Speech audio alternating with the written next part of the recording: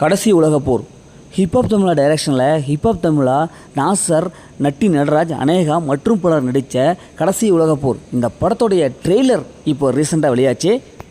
ஏற்கனவே படத்துடைய அந்த ஃபஸ்ட் லுக்கும் கிளிம்ப் வீடியோவும் வெளியிட்டாங்க. இதை பார்த்த உடனே ஃபேன்ஸ் எல்லோரும் அப்படி பிரமிப்பாயிட்டாங்க. என்னையா அது ஹிப்ஹாப் தமிழா இப்படி ஒரு படத்தை எடுக்க போகிறாரா அப்படிங்கிற அளவுக்கு எல்லோரும் வியப்பில் இருந்தாங்க. இப்போ அதன்படி படத்துடைய ட்ரெய்லரும் வெளியாகிடுச்சு.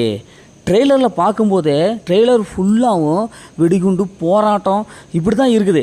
இப்போது இதை வச்சு இந்த ட்ரெய்லர் வச்சு இந்த படத்துடைய கதையை நம்ம யூகிச்சோம்னா கண்டிப்பாக நாசர், அப்புறம் அவரோட பொண்ணு அனேகா, அப்புறம் மெட்டுவலி நடராஜன் இவங்க எல்லாம் ஒரு அரசியல்வாதியில் இருக்காங்க.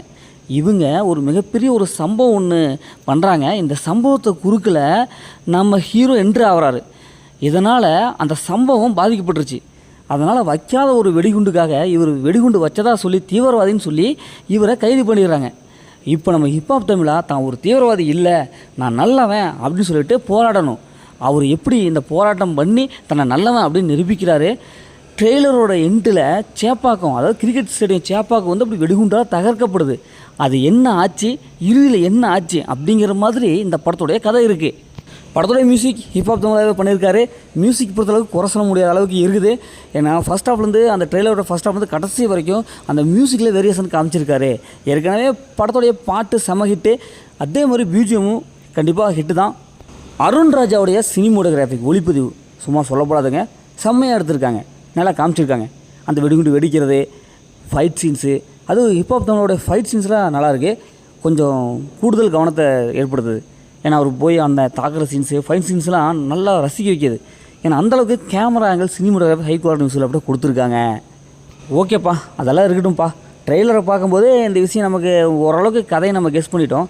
ஆனால் உள்ள படத்தில் ஸ்க்ரீன் ப்ளே அவங்க எந்தளவுக்கு கொடுத்துருக்காங்க அதுதான் முக்கியம். வழக்கமான ஹிப்ஹாப் தமிழா படம் மாதிரி ஸ்க்ரீன் ப்ளே கொடுத்துருந்தா கொஞ்சம் போர் அடிக்கும். அதை விட ஒரு ட்விஸ்ட்டு, பயங்கரமாக ட்விஸ்ட் அண்ட் டர்னிங்கோட கொடுக்கணும். அப்படி கொடுத்துருந்தா படம் கண்டிப்பாக ஹிட்டு தான்.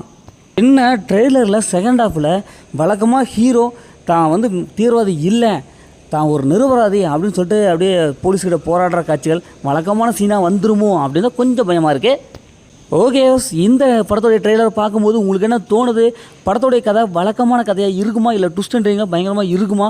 உங்களுடைய எண்ணங்களை மறக்காமல் கமெண்ட் பாக்ஸில் கமெண்ட் பண்ணுங்கள். இதே மாதிரி மீண்டும் ஒரு புதிய மூவி அப்டேட்டில் சந்திப்போம்.